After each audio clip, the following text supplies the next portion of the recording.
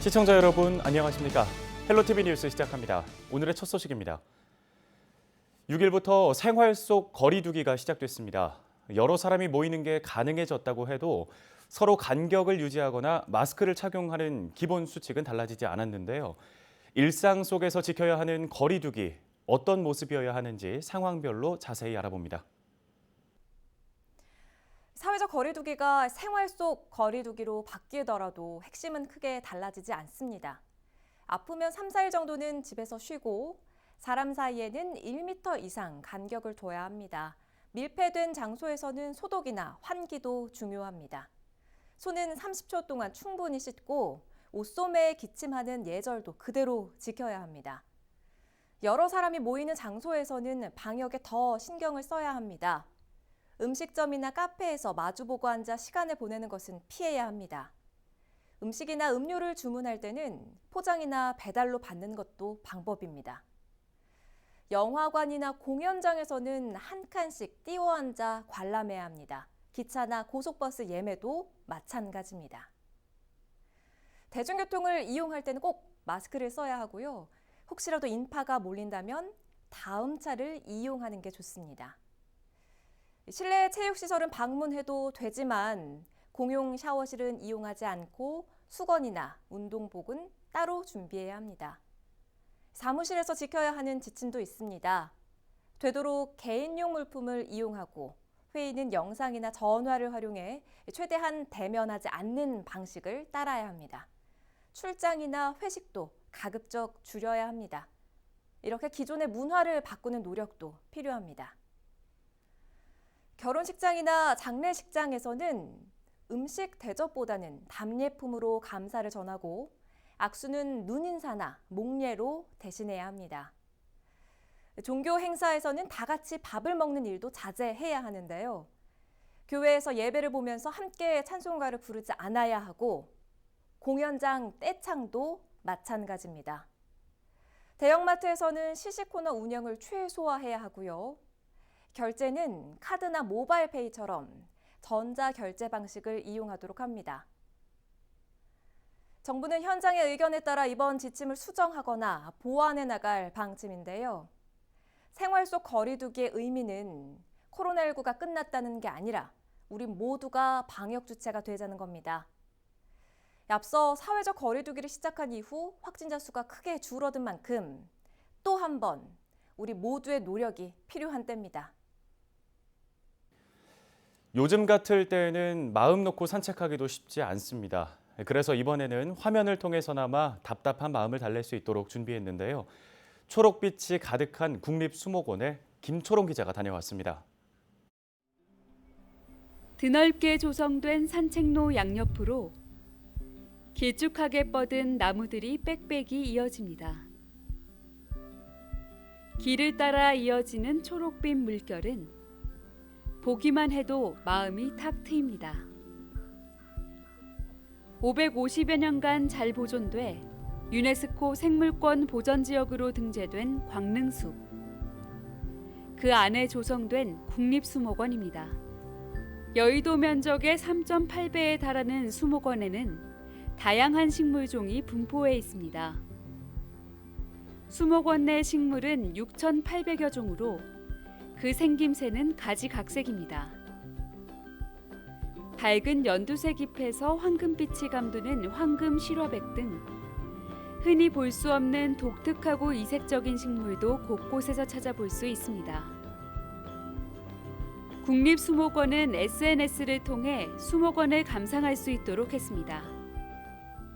저희는 코로나19 바이러스 예방을 위해서 실내 관람시설은 지금까지는 오픈을 안 하고 폐쇄 중이고요. 표시에 마스크 착용을 좀 안내를 해드리고 있고요. 국립수목원은 예약제로 운영되며 매주 월요일은 휴원입니다. 헬로티비 뉴스 김초롱입니다. 경기도가 도민 1인당 10만 원의 재난기본소득을 지급한 지 한 달이 지났습니다. 위축됐던 지역 경기가 조금씩 풀리는 조짐이 보이고 있는데요. 재난기본소득이 지역경제 활성화에 마중물이 되고 있습니다. 김호 기자가 취재했습니다. 의정부시의 한 전통시장입니다. 반찬 가게에서 손님이 물건을 사고 계산을 합니다. 물건 대금은 바로 경기도가 도민 한 사람에게 10만 원씩 지급한 재난기본소득입니다. 코로나19로 살림살이가 어려워져서 지출을 줄여왔지만 재난기본소득이 지급되면서 요긴하게 사용하고 있습니다. 된장고추장 다 사 먹잖아. 그런 것도 사다 먹고. 그럼 뭐 동태도 좀 사다가 먹고. 그 이것저것 쓰려고 그러지. 많이 도움이 되세요? 아유 그럼. 이처럼 지난달부터 경기도가 재난기본소득을 지급하면서 한산했던 전통시장에도 손님들의 발길이 이어지고 있습니다.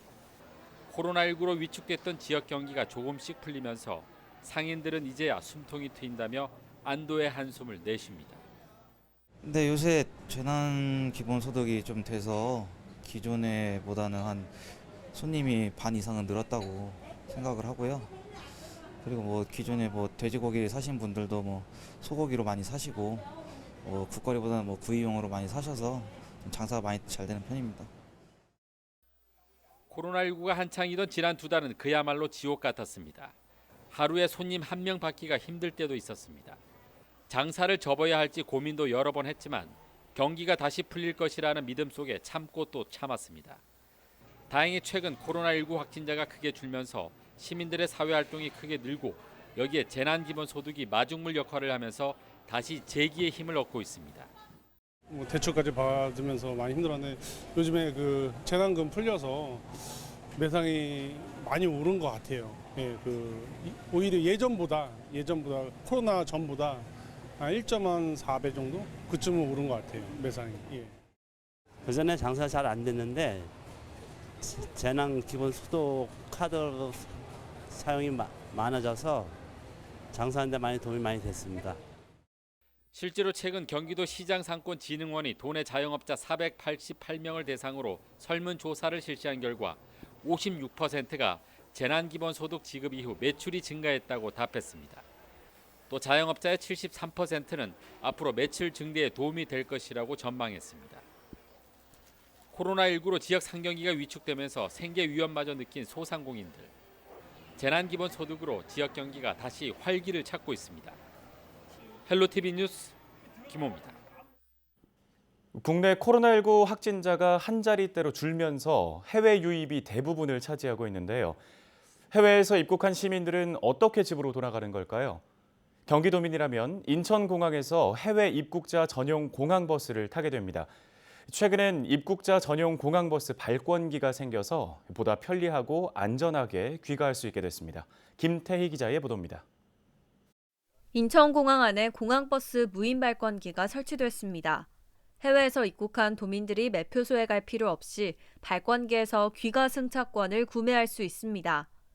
사람과 접촉하지 않아 코로나19 감염 위험을 줄일 수 있습니다. 캐나다에서 오랜만에 왔는데 공항 분위기도 많이 달라지긴 했는데 그래도 다들 친절하게 안내도 잘 해주시고 또 공항 발권기도 이용할 수 있게 해주셔서 좀 사람들과 거리도 둘 수 있고 안전하게 잘 갈 수 있을 것 같아요. 발권기에 도착 지역과 출발 시간을 입력하면 실시간으로 해당 시군의 연락기가 연계교통수단으로 이어집니다. 해외 입국 도민은 전용 공항버스를 타고 시군의 거점 정류소에 하차합니다. 시군에서 운영 중인 관용차 콜밴이 입국 도민들을 기다립니다. 무인 발권기와 전용 공항버스로 해외 입국자가 공항에서부터 집으로 안전하게 귀가할 수 있는 시스템이 마련된 겁니다. 해외 입국자들의 감염사를 방지하기 위해서 저희가 전용 공항버스를 운영하고 있고요. 또한 저희가 터미널 1과 터미널 2에 키오스크 무인 발권기 6대를 설치 운영함으로 인해 가지고 해외 입국자의 대면 접촉을 차단하고 이로 인한 감염 사례를 획기적으로 줄인 성과를 고양하고 있습니다. 경기도는 무인 발권기 사용에 어려움을 겪는 노인이나 시청각 장애인 등을 위해서는 별도의 안내 데스크를 마련해 운영 중입니다. 경기줄TV 김태희입니다. 이재명 경기도지사는 지역화폐 사용 시 바가지를 씌운다는 제보가 있다며 지역화폐를 차별하면 가맹점 자격을 제한하겠다고 말했습니다. 이 지사는 지난 5일 페이스북에 재난기본소득과 관련해 극소수지만 이를 악용해 몇 푼의 부당이익을 취하겠다고 재난기본소득과 지역화폐 정책을 망치는 사람들이 있다며 이같이 밝혔습니다. 또 우선 지역화폐 가맹점들을 계도하고 구체적인 사례가 확인되면 지역화폐 가맹 자격을 제한해 더는 지역화폐를 못 받도록 하겠다고 덧붙였습니다. 이재명 지사는 현금 결제보다 지역화폐를 사용할 때 추가 결제시키는 것은 탈세의 가능성도 있어 지방소득세 세무조사도 하겠다며 기본소득과 지역화폐 정착을 위한 제안이나 조언이 있으면 제보해달라고 강조했습니다.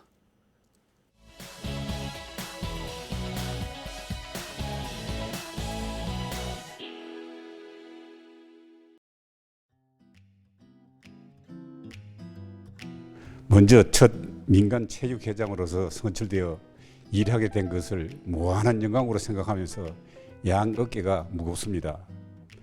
포천시 체육의 초석을 쌓아 나가는 막중한 책임을 짊어지고 우리 포천시 체육회를 위해 항상 함께한다는 마음으로 모든 체육인들의 말을 경청하여 상호 소통과 화합으로 하나 되는 건강한 포천시 체육회를 만들겠습니다.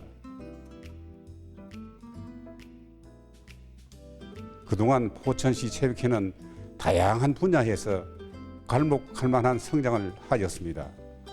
또한 임기 동안 전지훈련과 각종 크고 작은 대회를 유치하여 엘리트 체육의 발전과 생활체육 동호인들의 건강 증진을 위하여 노력을 다하겠습니다.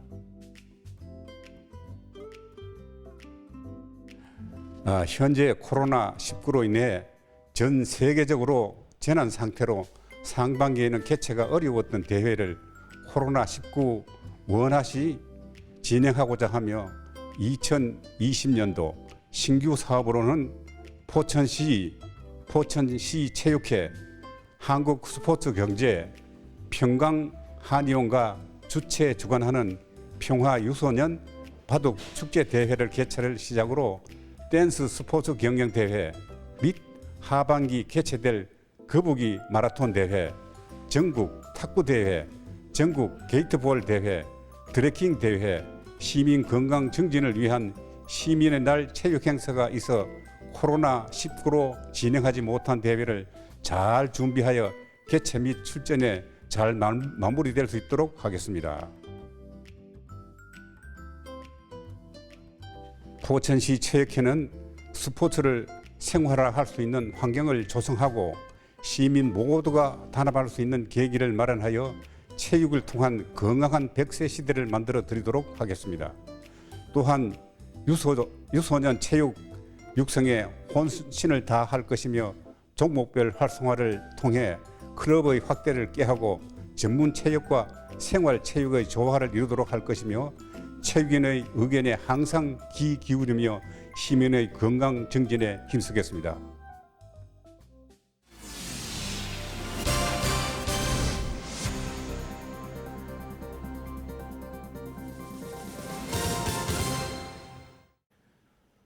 기준치의 1000배가 넘는 중금속 폐수를 하천에 몰래 방출한 업체들이 무더기로 적발됐습니다. 경기도 광역환경관리사업소는 지난 4월 시화 반월 산단을 점검한 결과 물환경보전법을 위반한 사업장 36곳을 적발했다고 6일 밝혔습니다. 위반 사항은 무허가 폐수 배출 시설 운영과 폐수 무단 유출, 폐수 배출 허용 기준 초과 등입니다. 경기도는 위반 업체에 대해 사용 중지 등의 처분을 내리고 폐수 유출 등 중대 위반 사항은 검찰에 수사를 의뢰했습니다. 연천군 보건의료원이 코로나19로 폐쇄 조치했던 응급실 업무를 지난달 27일부터 재개했습니다. 보건의료원은 지난 2월 코로나19 확진 환자가 발생하면서 대응체계 강화 대책으로 그동안 응급실 업무를 심폐소생술, 사망 환자 진단서 발급 등 최소 운영만을 유지하며 탄력 운영을 해왔는데요. 보건의료원은 사회적 거리두기 완화로 그동안 축소 운영했던 응급실 근무를 정상화하게 됐다고 밝혔습니다. 코로나19로 연기됐던 경기도 독립야구리그가 8일 광주 팀업 캠퍼스에서 연천 미라클과 고양 위너스 경기를 시작으로 개막했습니다. 올해 리그는 연천 미라클과 고양 위너스, 파주 챌린저스 등 기존 3개 팀과 성남 맥파이스, 용인 빠따형 등 5개 팀 130여 명의 선수가 참가하는데요. 오는 10월까지 치러지는 독립야구리그는 팀당 46경기씩 모두 115경기가 치러지며 5번의 결선 리그로 우승팀을 가리게 됩니다. 독립야구단은 프로야구 진출을 꿈꾸는 선수들에게 프로 재도전의 기회를 주는 리그로 이재명 경기도지사의 공약이기도 합니다. 이어서 뉴스를 더 쉽고 재밌게 풀어주는 온라인 콘텐츠 경기 북부 지역 설명서 시간입니다. 포천 지역의 대표적인 음식 중에 하나가 바로 이동갈비죠. 이동면에 이동갈비촌이 형성돼 있을 정도인데요. 그런데 포천 이동면은 왜 이 이동갈비로 유명해졌을까요? 김초롱 기자가 취재했습니다. 포천에 가본 적 없어도 포천 이동갈비는 한 번쯤 들어봤을 겁니다. 수원 왕갈비와 더불어 국내 갈비계의 양대 산맥을 이루는 포천 이동갈비. 포천시 문화관광 홈페이지의 관광지도에도 이동갈비촌이 떡하니 자리 잡고 있는데요. 그런데 포천시 이동면은 왜 갈비로 유명해졌을까요? 먼저 포천의 지리적 위치와 관계가 있습니다. 포천, 동두천, 연천 등 경기 북부 지역은 군부대가 많습니다. 접경 지역이기 때문인데요. 여기에 당시 귀한 숯을 많이 썼던 이동면의 특성이 맞물리게 된 거죠. 그 당시에 소를 잡아서 그 고기는 군인들 먹이는데 갈비를 처리할 데가 없어요. 옛날에 그때는 갈비를 자른 톱도 없고 그러니까는 그게 처리가 안 돼가 군부대에 전부 다 소고기 납품을 하고 갈비가 이제 어떻게 할 줄을 모르니까 그 소 하시는 분들이 잡는 분들이 이 시골 사람들한테 이걸 한번 그냥 구멍 조그만 가게 뭐 순댓국 하는 사람들한테 이거를 한번 탐수세 이걸 구워가지고 한번 팔아봐라 이렇게 된 거예요. 여기 동네가 숯을 옛날에 많이 구워 팔았어요. 그래도 그때는 뭐 톱이 없이 도끼로 이렇게 찍어가지고 그래가지고 갈비를 숯불에다가 구워 파니까 진짜 참숯도 없고 귀할 때인데 고기를 사 먹은 군인들이 그 맛에 반했고 소문이 나기 시작한 겁니다. 너무 맛있거든요. 너무 그 자연 그대로 맛이 있고 그래 그게 이제 그분들이 전출 가고 어들은 뭐 이렇게 하면서 그 군인분들이 소문을 낸 거예요. 장군분들이. 그래가지고 갈비가 유명해졌어요. 또 이동면에는 백운계곡 등 아름다운 자연 관광지가 많아 관광객들을 통해 이동갈비는 더 유명해지게 됩니다. 이동갈비는 반뼘 정도의 갈비대에 고기가 길게 붙어 있습니다. 톱으로 켜가지고 내한테 맞게 해가지고 내가 뜨는 거예요. 떠가지고 저거를 발을 좀 식혀가지고 그래 한 3일 발을 식혀 떠가지고 핏물 쫙 빼고 그 다음에 양념을 해서 또 한 이틀을 숙성해가 손님한테 나가는 거예요. 갈비대에 붙은 갈비살을 요리조리 베어 얇고 길게 만듭니다. 얇게 연하고 간이 고르고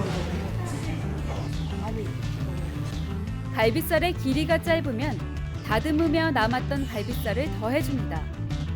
이렇게 여전히 옛날 방식을 고수하는 식당들이 있는 반면 고기 다루는 기술이 발달하면서 공장에서 다듬어준 고기를 그대로 파는 곳도 있고 일부는 갈비살의 다른 부위의 고기를 붙여 팔기도 해 논란이 되기도 했습니다.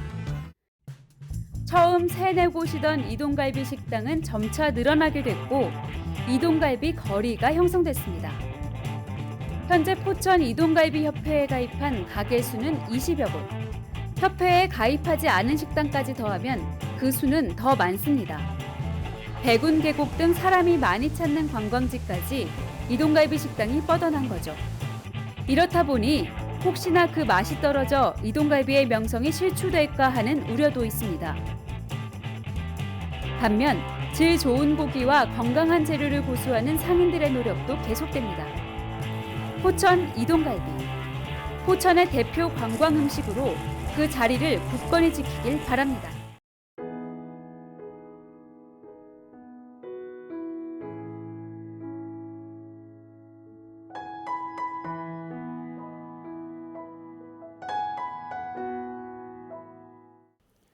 헬로티비 뉴스는 언제나 지역 주민 여러분 곁에 있겠습니다.